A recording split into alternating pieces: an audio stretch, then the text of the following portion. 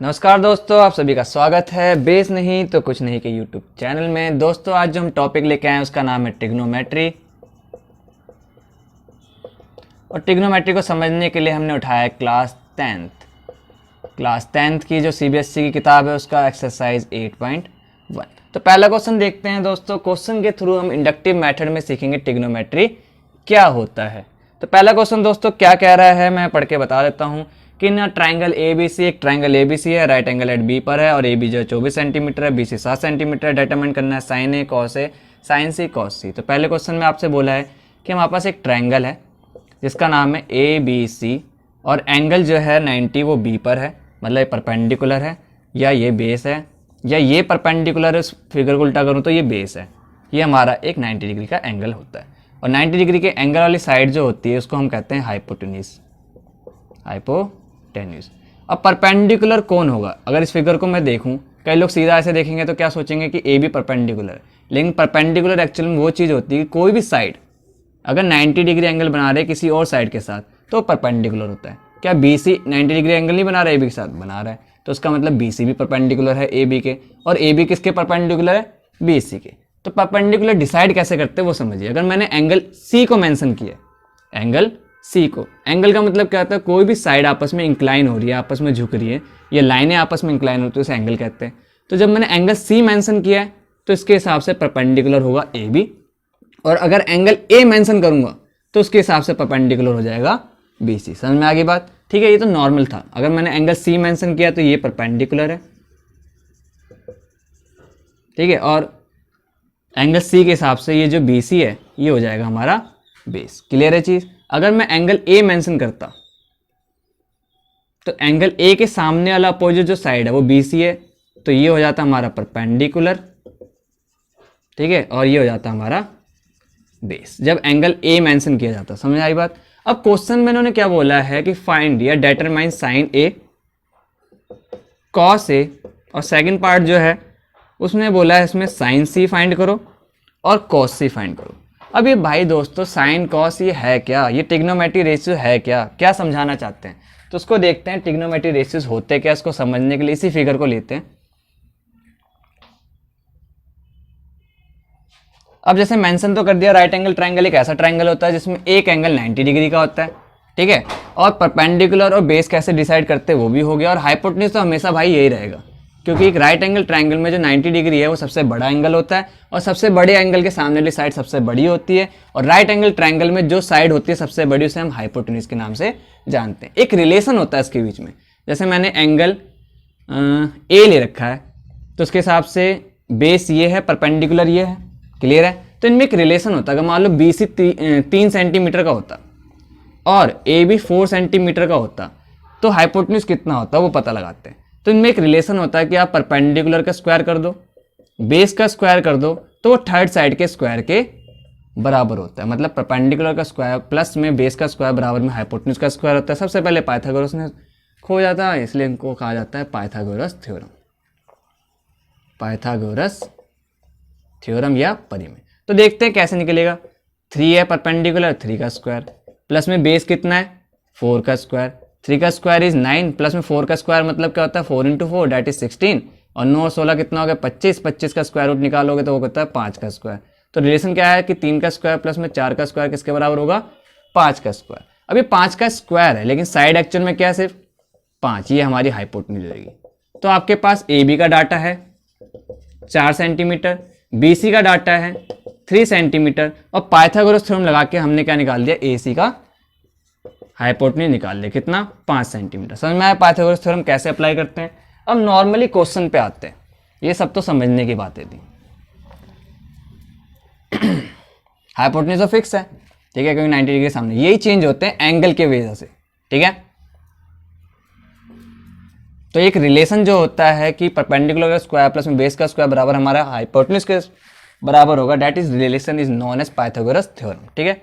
अब क्वेश्चन पे वापस आते हैं। क्वेश्चन में इसने बोल रखा है कि AB जो साइड है A to B, मतलब इस वर्टेक्स से इस वर्टेक्स की जो साइड है, जो लेंथ है वो कितनी है, AB इज 24 सेंटीमीटर, और BC कितना है हमारे पास, यहाँ से यहाँ तक की जो लेंथ है इसकी B to C, या CB भी कह सकते हैं इसको, उसका नाम BC भी है या CB है, ये कितना दे रखा है हमारे पास, BC 7 सेंटीमीटर।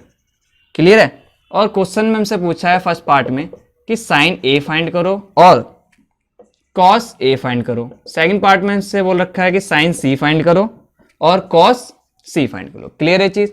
अब हमारे पास देखो एंगल A है ये, तो एंगल A के हिसाब से परपेंडिकुलर कौन हुआ, BC, तो परपेंडिकुलर का स्क्वायर, प्लस में एंगल A के हिसाब से अगर ये परपेंडिकुलर हुआ तो ये क्या हुआ, बेस, तो बेस का स्क्वायर किसके बराबर होगा, हाइपोटेन्यूज के स्क्वायर। और कौन सा परिमेय लगेगा, पाइथागोरस थ्योरम। क्लियर है।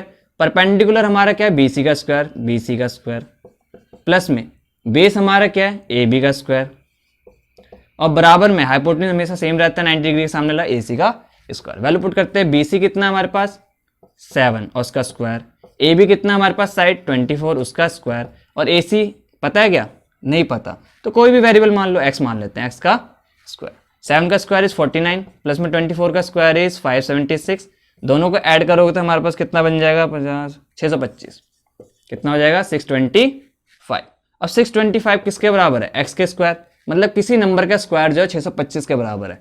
तो आप अगर इसका स्क्वायर रूट निकालेंगे या कंप्लीटिंग स्क्वायर मेथड लगाएंगे, डिवीजन मेथड लगाएंगे, कुछ भी करेंगे, तो ये जो x की वैल्यू है 25 आएगी, मतलब 25 का स्क्वायर इज 625। क्लियर है। तो 25 जो हमारा हाइपोटेन्यूज निकल गया, ये डाटा आया। क्लियर है। तो हम साफ सुथरा लिख देता हूँ इस चीज को।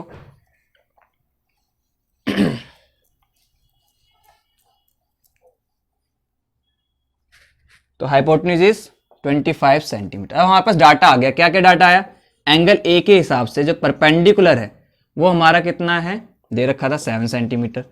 ठीक है। जो बचा हुआ है वो बेस है, दैट इज 24 सेंटीमीटर, और जो हाइपोटेन्यूज है जो h की फॉर्म में लिख रहा हूँ वो 25 सेंटीमीटर है। क्लियर है चीज। ठीक है। ये तीनों डाटा आ गया। एक राइट एंगल ट्रायंगल में ये तीन चीज सबसे इंपॉर्टेंट होती है, परपेंडिकुलर, बेस और हाइपोटेन्यूज। क्लियर है चीज। ठीक है। अब एंगल मेंशन कर रहे हैं, पहले में साइन जो है एंगल A के साथ है, कॉस जो एंगल A के साथ है, दूसरे में जो साइन और C के साथ है, और कॉस किसके साथ है, C के साथ। अब हम समझते हैं साइन, कॉस, टैन, कॉट और सेक और कॉसेक क्या होते हैं, ट्रिग्नोमेट्री रेशियोज क्या होते हैं। इसको समझने के लिए वापस आते हैं हम राइट एंगल ट्रायंगल पे। तो उसको मैं साफ सुथरा कर देता हूं फिर से।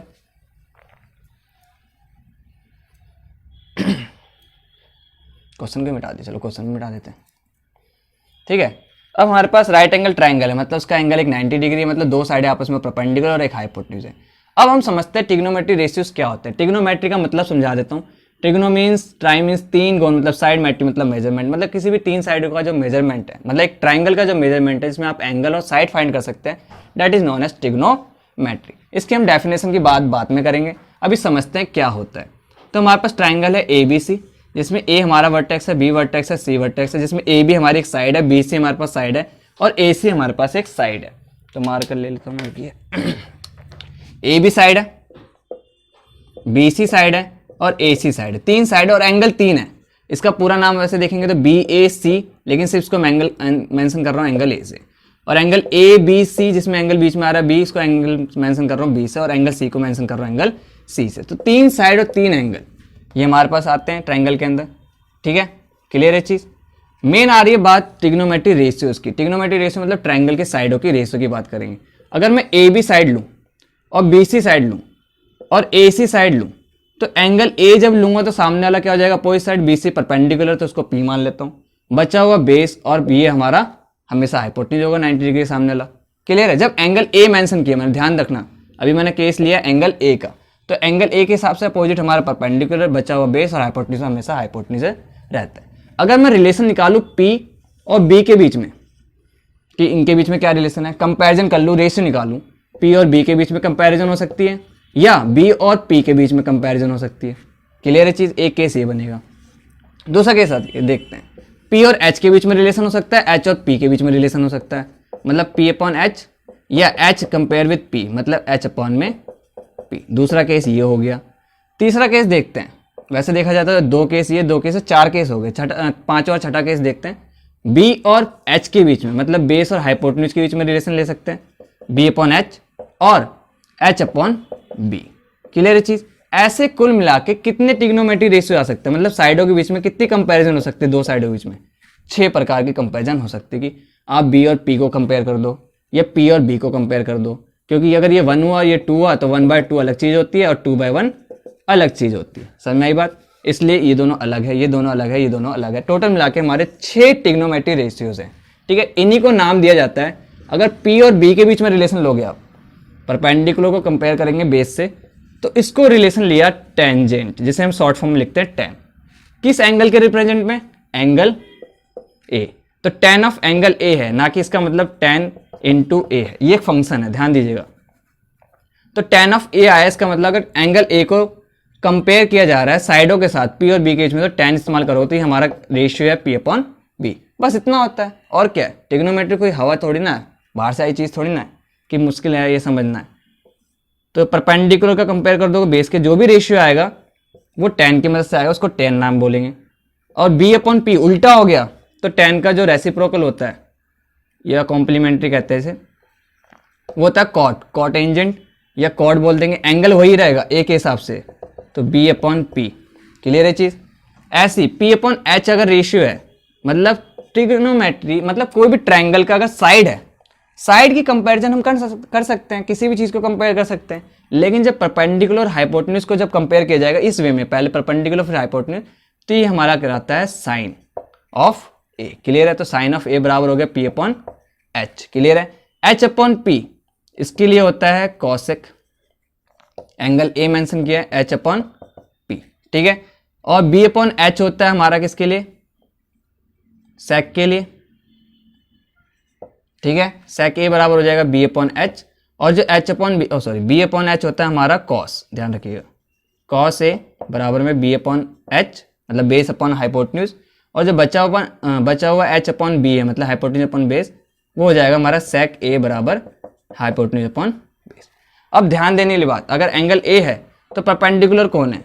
एंगल ए के अपोजिट वाला बी सी। तो ये हो जाएगा हमारा tan A is equal to, angle A के रिप्रेजेंट में देखूंगा परपेंडिकुलर कौन है, तो वो हमारा बी सी है, और बेस कौन है? ए बी है, तो बी सी अपॉन में ए बी। क्लियर है? अगर यही पे क्वेश्चन दिया होता टेन सी, ध्यान दीजिएगा, अगर क्वेश्चन पूछा होता टेन सी, तो हम क्या करते? टेन सी के लिए एंगल हमें लेना पड़ता सी। ठीक है? तो एंगल सी के अपोजिट वाला परपेंडिकुलर होगा। पहले फॉर्मूला लिख देता हूँ, टेन सी बराबर होता है परपेंडिकुलर अपॉन बेस, ये कभी चेंज नहीं होगा। लेकिन एंगल सी के हिसाब से परपेंडिकुलर कौन है? एंगल सी के हिसाब से परपेंडिकुलर इज ए बी, और अपॉन में बेस कौन है? बचा हुआ, हाइपोटेन्यूज कभी चेंज होता नहीं, दैट इज बी सी। तो देखिए, इस फॉर्म को देखिए और इस फॉर्म को देखिए, ये बी सी अपॉन में ए बी है जब एंगल ए है, और जब एंगल सी है तो हमारा ये फॉर्म अलग है। तो मतलब दोनों रेशियोज अलग है, तो आंसर भी क्या आएंगे? अलग अलग आएंगे। कई लोग उसको याद करने के लिए तो आप समझ सकते हैं, हमारे पास जो ट्रिग्नोमेट्री रेशियोज हैं, ट्रिग्नोमेट्री रेशियोज 11वीं क्लास में भी यही भरा पड़ा, 12वीं क्लास में यही भरा पड़ा। इसके बारे में कुछ नहीं है। ट्रिग्नोमेट्री रेशियोज का मतलब साइड के बीच में कंपैरिजन, एंगल के बीच में कंपैरिजन, बस और कुछ नहीं। नाम इनके रख दिए गए कि अगर इन दोनों के बीच में कंपैरिजन होगा तो टेन के नाम से कहलाएगा, इसका होगा तो कॉट, साइन, ऐसे करके। तो हम इसको सीरीज में लिख देते हैं एक बार। कई लोग उसको ऐसे याद करते हैं, पंडित बद्री प्रसाद हर हर बोले सोना चांदी तोले, मतलब साइन पी अपॉन एच हो गया, कॉस बी अपॉन एच हो गया, और टेन पी अपॉन बी हो गया। इसका रेसिप्रोकल करोगे तो एच अपॉन पी हो जाएगा, जिसे हम कहते हैं सेक के कॉसेक के नाम से। ठीक है? इसका रेसिप्रोकल कहते हैं तो सेक के नाम से, और टेन का रेसिप्रोकल होता है कॉट के नाम से। बस ये 6 हमारे ट्रिग्नोमेट्री फंक्शन होते हैं। ट्रिग्नोमेट्री फंक्शंस, रेशियोज, खैर इसमें थोड़ा कंपैरिजन है, मतलब अंतर है, वो आगे बताएंगे आपको फिर कभी। तो ये था हमारा ट्रिग्नोमेट्री रेशियोज। कई लोग ऐसे ही बोलते हैं, पाकिस्तान भूखा प्यासा, हिंदुस्तान हरा भरा सोना चांदी, लेकिन अच्छा नहीं लगता, किसी देश के बारे में कुछ नहीं कहना चाहिए। ठीक है? तो फिलहाल आपको ट्रिग्नोमेट्री रेशियो समझ में आ गए होंगे क्या होते हैं। तो अब क्वेश्चन को हम सॉल्व कर देते हैं। तो हमारे पास साइन ए पूछा था, तो साइन जब आता है एंगल ए के रिस्पेक्ट में, तो ये हमारे सामने वाला परपेंडिकुलर। ठीक है? क्लियर है चीज? और बचा हुआ हमारा बेस। ठीक है? और जो ए सी है वो हमारा हाइपोटेन्यूज रहेगा। इसकी वैल्यू हमने निकाल दी थी ना। ए बी हमारा दे रखा था इन्होंने 24 सेंटीमीटर, और बी सी इन्होंने दे रखा था हमारे पास 7 सेंटीमीटर, और हाइपोटेन्यूज हमने निकाला था 25 सेंटीमीटर। तो हम करते हैं साइन के हिसाब से, क्या किनके बीच में कंपैरिजन की जाती है, साइन बोल रहा है इसका मतलब कंपैरिजन बोल रहा है साइड का। Sine means comparison of side, किसके बीच में, परपेंडिकुलर और हाइपोटेन्यूज के बीच में, मतलब बी सी परपेंडिकुलर अपॉन में हाइपोटेन्यूज, और एंगल ए के हिसाब से परपेंडिकुलर हमारा बी सी है और अपॉन में हाइपोटेन्यूज क्या है, ए सी है। डैट मीन्स बी सी कितनी वैल्यू है हमारे पास 7 सेंटीमीटर और अपॉन में हाइपोटेन्यूज कितना हमारे पास 25 सेंटीमीटर। यूनिट से यूनिट कट गया, 7⁻25 इज द आंसर। क्लियर है? ठीक है, आगे भी सारे क्वेश्चन ऐसे करने हैं तो हम कंटिन्यू करेंगे अभी।